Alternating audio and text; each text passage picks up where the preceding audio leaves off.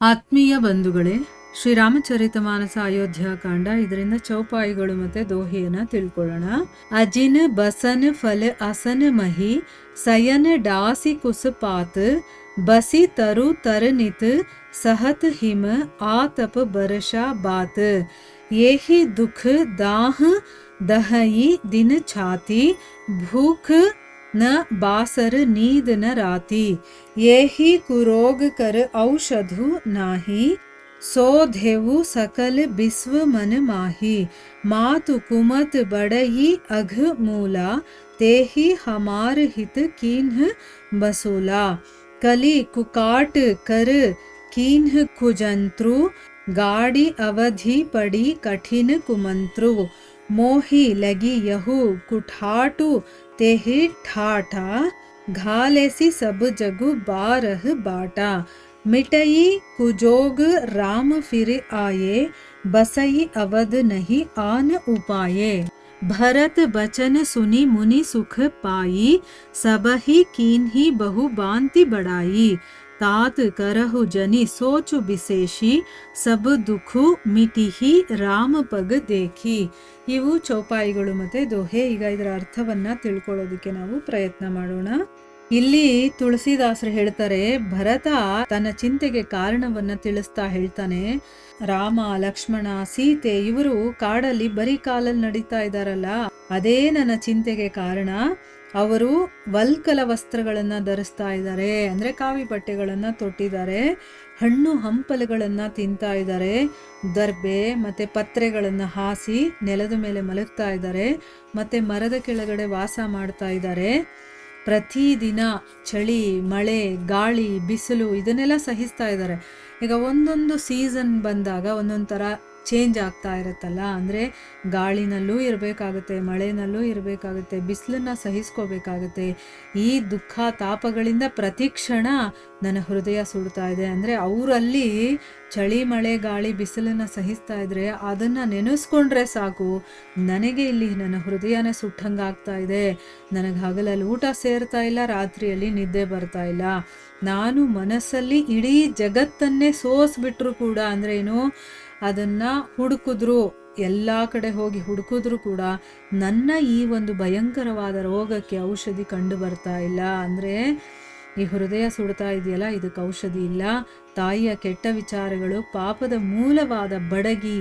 ಅಂದರೆ ಅರ್ಥ ಏನು, ಇಲ್ಲಿ ಒಂದು ಉದಾಹರಣೆಯನ್ನು ಕೊಟ್ಟು, ಅವನು ಹೋಲಿಕೆಯನ್ನು ಕೊಟ್ಟು ಇಲ್ಲಿ ಹೇಳ್ತಾ ಇದ್ದಾನೆ, ತನ್ನ ತಾಯಿಯ ಕೆಟ್ಟ ವಿಚಾರಗಳಿದೆಯಲ್ಲ ಅದು ಪಾಪದ ಮೂಲವಾದ ಬಡಗಿ. ಅಂದರೆ ಕಾರ್ಪೆಂಟರ್ ಇರ್ತಾನಲ್ಲ ಅವನು ಅಂತ ಹೇಳ್ತಾ ಇದ್ದಾರೆ.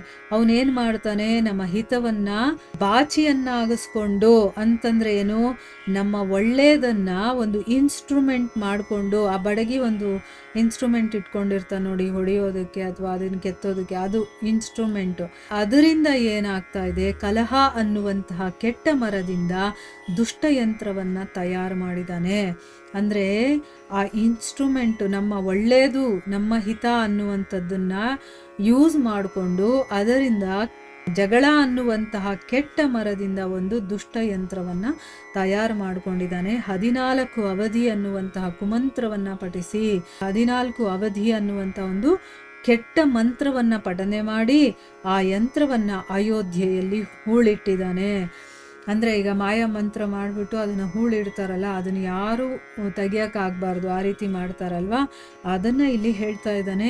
ಒಬ್ಬ ಮರ ಕೆಲಸ ಮಾಡುವಂಥವನು ತನ್ನ ಬಾಚಿಯನ್ನು ಉಪಯೋಗಿಸ್ಕೊಂಡು ಒಂದು ಕೆಟ್ಟ ಮರದಿಂದ ದುಷ್ಟ ಯಂತ್ರವನ್ನು ತಯಾರಿಸಿದ್ರೆ ಹೇಗಿರುತ್ತೋ ಆ ರೀತಿ ಅವನು ತಯಾರಿಸಿ ಅದನ್ನು ಅಯೋಧ್ಯೆಯಲ್ಲಿ ಹೂಳಿಟ್ಬಿಟ್ಟಿದ್ದಾನೆ. ಈಗ ಯಂತ್ರ ಮಂತ್ರ ಎಲ್ಲ ಮಾಡ್ತಾರಲ್ಲ, ಆ ವಿಚಾರವಾಗಿ ಹೇಳ್ತಾ ಇದ್ದಾರೆ ಇಲ್ಲಿ ತಾಯಿಯ ಕುವಿಚಾರ ಅನ್ನೋದು ಬಡಗಿ, ಭರತನಿಗೆ ರಾಜ್ಯವೇ ಬಾಚಿ, ರಾಮನ ವನವಾಸವೇ ಕುಯಂತ್ರ, 14 ವರ್ಷಗಳ ಅವಧಿ ಇದೆಯಲ್ಲ ಅದು ಕುಮಂತ್ರ ಅಂತ ಹೇಳ್ತಾ ಇದ್ದಾರೆ. ಶತ್ರುಗಳನ್ನ ನಾಶ ಮಾಡೋದಕ್ಕೆ ಯಾಂತ್ರಿಕರು, ಯಂತ್ರ ಮಂತ್ರ ಇದನ್ನೆಲ್ಲ ತಿಳ್ಕೊಂಡಿರ್ತಾರಲ್ಲ, ಅಂಥವರು ಮಾಟ ಮಾಡಿ ಇಂತಹ ಒಂದು ದುಷ್ಟ ಪ್ರಯೋಗಗಳನ್ನ ಮಾಡ್ತಾರೆ. ಅಂಥ ದುಷ್ಟ ವಾಮಾಚಾರ ಪ್ರಯೋಗವನ್ನ ತುಳಸಿದಾಸರು ನೋಡಿ ಈ ಸಂದರ್ಭದಲ್ಲಿ ಬರೆದಿದ್ದಾರೆ. ಅಂದ್ರೆ ಇದರಿಂದ ನಮಗೆ ಗೊತ್ತಾಗೋದು ಏನು ಅಂತಂದ್ರೆ, ತುಳಸಿದಾಸರು ಇದ್ದಂಥ ಕಾಲದಲ್ಲಿ ಈ ಮಾಟ ಮಂತ್ರ ಅನ್ನೋದೆಲ್ಲ ತುಂಬಾ ನಡೀತಾ ಇತ್ತು ಅನ್ಸುತ್ತೆ. ಅದಕ್ಕೆ ಅವರು ಆ ಒಂದು ಎಕ್ಸಾಂಪಲ್ಲು ಅಥವಾ ಹೋಲಿಕೆಯನ್ನು ಕೊಟ್ಟು ಇಲ್ಲಿ ಎಕ್ಸ್ಪ್ಲೈನ್ ಮಾಡಿದ್ದಾರೆ. ನನಗಾಗಿ ಆಕೆ ಈ ಎಲ್ಲ ಕೆಟ್ಟ ಹಂಚಿಕೆಯನ್ನು ಹೂಡಿ ಜಗತ್ತನ್ನೇ ಚಿನ್ನ ಭಿನ್ನವಾಗಿಸಿ ನಾಶ ಮಾಡಿಬಿಟ್ಲು ನನ್ನ ತಾಯಿ. ಈ ಕುಯೋಗ ಅನ್ನೋದಿದೆಯಲ್ಲ, ಇದು ಶ್ರೀರಾಮ ಹಿಂದಿರುಗಿ ಬರ್ತಾನಲ್ಲ ಆಗ ಮಾತ್ರ ಇದು ಇಲ್ಲದೆ ಇರುವ ಹಾಗಾಗತ್ತೆ. ಅಲ್ಲಿವರೆಗೂ ಈ ಒಂದು ಕುಯೋಗ ಅನ್ನೋದು ಹಾಗೇ ಇರುತ್ತೆ. ರಾಮ ವಾಪಸ್ ಬಂದ್ರೇ ಅದು ಸರಿ ಹೋಗೋದು, ಆಗಲೇ ಅಯೋಧ್ಯೆ ಉಳಿಯುತ್ತೆ. ಯಾಕಂದರೆ ಎಲ್ಲರೂ ಶೋಕದ ಸಮುದ್ರದಲ್ಲಿ ಮುಳುಗು ಹೋಗ್ತಾ ಇದ್ದಾರೆ ಅಲ್ವಾ. ಅದಕ್ಕೋಸ್ಕರ ರಾಮ ವಾಪಸ್ ಬಂದ್ರೇ ಇದು ಸರಿ ಹೋಗೋದು, ಬೇರೆ ಯಾವ ಉಪಾಯನೂ ಇಲ್ಲ ಅಂತಂದ್ಬಿಟ್ಟು ಹೇಳ್ತಾನೆ. ಭರದ್ವಾಜ ಮುನಿಗಳು ಭರತನ ಈ ಮಾತುಗಳನ್ನೆಲ್ಲ ಕೇಳಿ ತುಂಬ ಸಂತುಷ್ಟರಾಗ್ತಾರೆ ಮತ್ತು ಅವನನ್ನು ತುಂಬ ರೀತಿಯಲ್ಲಿ ಪ್ರಶಂಸೆ ಮಾಡ್ತಾರೆ. ಮತ್ತು ಹೇಳ್ತಾರೆ, ಮಗು ಭರತ, ನೀನು ಈ ರೀತಿ ವಿಶೇಷವಾಗಿ ಏನು ಯೋಚನೆ ಮಾಡಬೇಡಪ್ಪ. ಶ್ರೀರಾಮಚಂದ್ರನ ಚರಣ ದರ್ಶನ ಮಾಡಿದ ತಕ್ಷಣ ಎಲ್ಲ ದುಃಖಗಳು ತೊಲಗು ಹೋಗುತ್ತೆ ಅಂತ ಹೇಳ್ತಾರೆ. ಅಂದರೆ ನೀನು ಯಾಕೆ ನಿನ್ನ ಮೇಲೆ ನೀನೇ ಅದನ್ನು ಹಾಕ್ಕೊಂಡು ಅಷ್ಟೊಂದು ಯೋಚನೆ ಮಾಡ್ತಾ ಇದೆಯಾ? ಏನು ಯೋಚನೆ ಮಾಡಬೇಡ. ಆ ರಾಮನ ಚರಣಗಳನ್ನು ನೀನು ದರ್ಶನ ಮಾಡು, ಎಲ್ಲ ಸರಿ ಹೋಗುತ್ತೆ, ಯಾವುದೇ ದುಃಖಗಳು ಇರೋದಿಲ್ಲ, ಈ ಜನಗಳೆಲ್ಲರೂ ಕೂಡ ಸಮಾಧಾನವಾಗ್ತಾರೆ ಅಂತಂದ್ಬಿಟ್ಟು ಅವರು ಹೇಳ್ತಾರೆ. ಇಲ್ಲಿಗೆ ನಾವು ನಿಲ್ಲಿಸೋಣ. ಹರೇ ಕೃಷ್ಣ.